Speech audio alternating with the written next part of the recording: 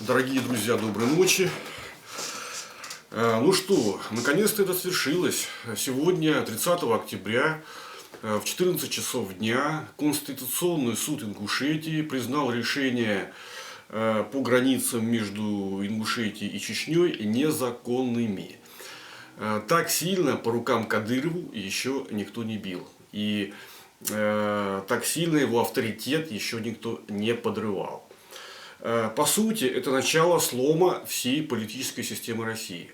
Потому что кто такой Кадыров? Кадыров – это человек Москвы. За Кадыровым стоит сила.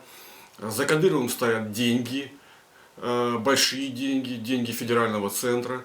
За Кадыровым стоит Золотов со своей Росгвардией. За Кадыровым стоит Путин со своим авторитетом.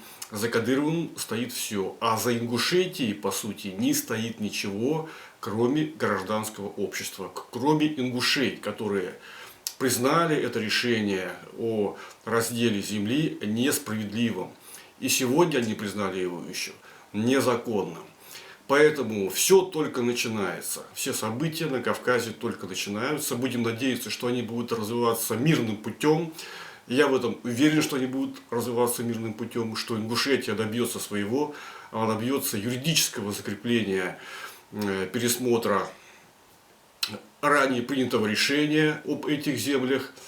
И Кадыров, олицетворяющий силу, беспрецедентную силу, неукротимую силу, силу, за которой стоят деньги, власть, авторитет, вот такую вот силу, да, поставит на место, на то место, на которое она должна находиться.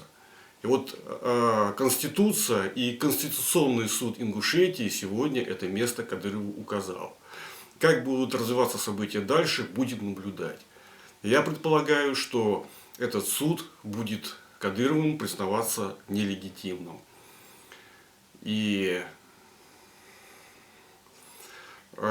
решающее слово будет в этом споре, конечно же, за Москвой. Как скажет Москва, так и будут развиваться события дальше. Спасибо за внимание, спокойной ночи и всего хорошего.